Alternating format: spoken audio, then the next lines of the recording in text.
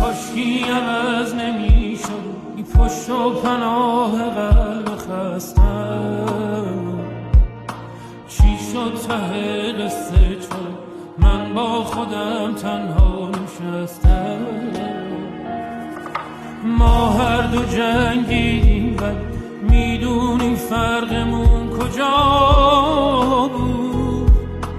من واسه تو با دلم، این جنگ از اول اشتباه بود.